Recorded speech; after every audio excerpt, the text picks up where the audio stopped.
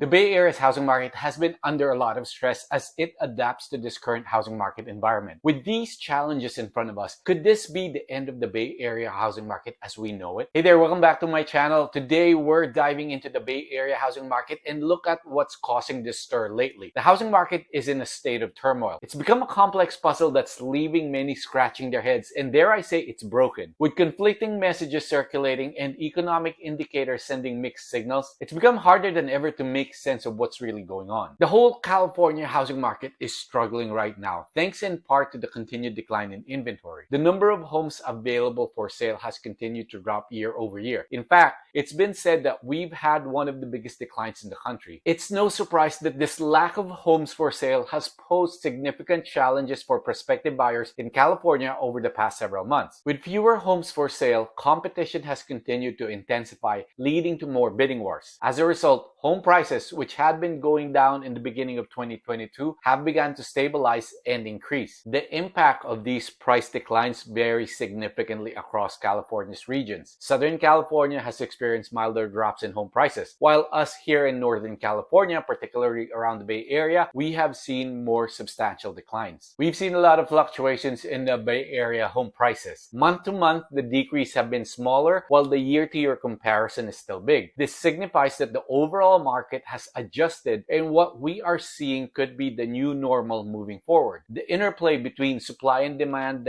dynamics remains a decisive factor influencing these statistics. The plummeting inventory situation is causing concern among California home buyers. The perception of a robust housing market due to strong buyer demand during spring and summer, driven by the scarcity of listings, has led to a slight uptick in prices. It's only a slight uptick because I believe that a lot of buyers are really hindered by our current mortgage rates. Plus, given the fact that there's still a lot of perceived uncertainty in the overall market, buyers are a bit more cautious. But when you see the news like this one from Smart Asset that talks about home prices going down, especially here in the Bay Area, I think it gives a false sense of hope to a lot of home buyers and it scares a lot of home sellers. Take a look at these numbers, the cities with the largest drop in home prices. Number one on their list is Dublin. They said home values average 1.2 million in May of 2023.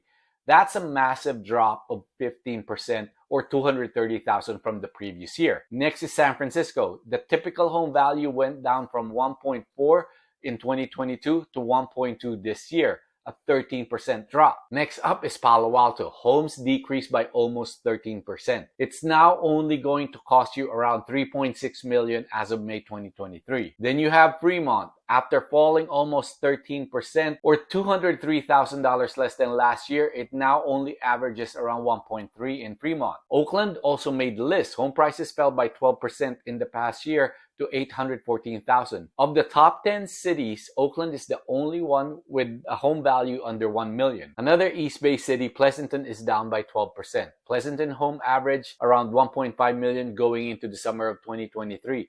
This is down from 1.76 million in May of 2022. Finally, San Mateo. Home prices dropped 12% from 1.7 in May of 2022 to 1.5 in May of 2023. I'll tell you right now, if you were buying in any of these Bay Area places, it doesn't feel like there's any changes in terms of pricing. Let's look at one metric that tells you what is going on in our housing market, the sale to list ratio.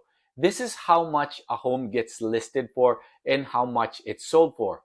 As of May 31st, 2023, the Bay Area sale to list ratio is 1.017, meaning homes are selling in proximity to their original listing prices on average. This metric suggests that sellers are being realistic with their listing prices in accordance to prevailing market dynamics, thereby enhancing the prospects of a successful sale. During May 2023, 61% of homes sold in the Bay Area ended above the list price, meaning robust buyer demand and increasing competition for the limited pool of available properties.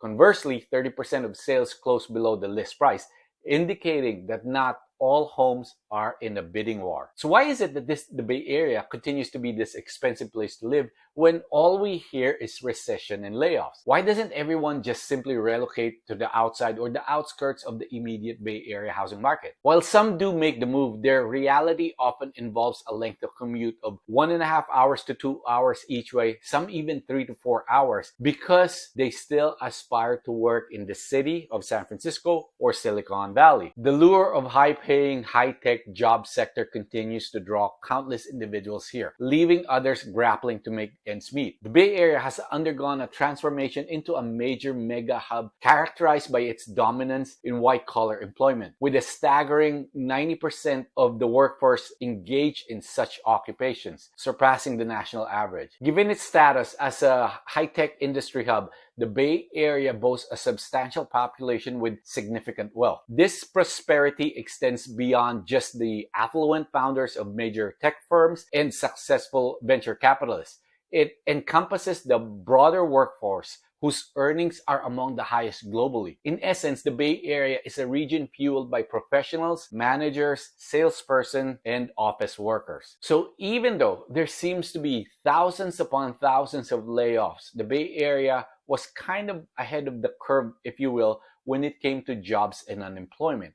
The region's unemployment rate was lower not only in California overall, but the entire nation. It's the same thing when it comes to job creation or job growth. The economic downturn is expected to have a limited impact on the Bay Area's housing market. While it might temper housing price appreciation or house price appreciation, it is unlikely to lead to any meaningful price reduction. These robust economic fundamentals play a pivotal role in sustaining high demand for both residential sales and rental market. So the same companies that are laying off are the same companies that will and are still driving the growth in the region. This over a decade-long rally in Bay Area home prices. And by the way, that's not only here in the Bay Area, but the entire United States. I think we are seeing the end of it. We've seen home prices go up every year since 2012. One key driving force the last few years has been mortgage rates. There was a lot of fear of interest rate increasing that has influenced people's thinking. People wanted to lock in, and that's had a positive impact on the market.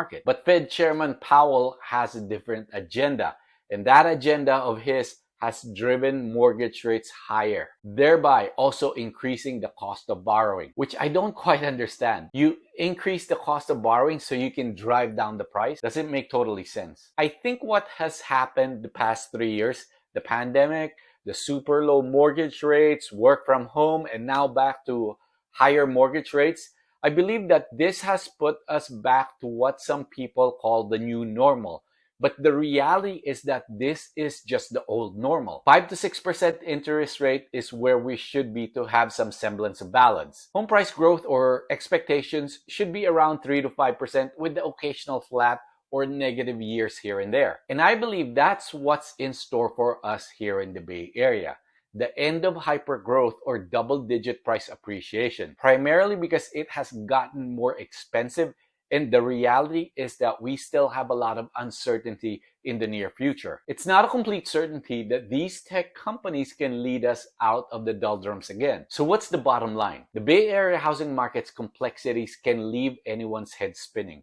While it's tempting to hold out for a drop in home prices or mortgage rates, the reality is that the unprecedented circumstances we find ourselves in may not yield the expected outcomes. The path forward involves acknowledging the market's complexities, understanding the role of inventory, and making informed decisions that align with your goals. Hey, thanks for tuning in. And if you found this breakdown helpful, do me a favor and hit the thumbs up button. Don't forget to subscribe and stay updated on all things related to real estate. Let's keep the conversation going in the comments below. I'd love to hear your thoughts on the ever-changing housing market landscape, whether that's here in the Bay Area or beyond. Until next time, stay informed.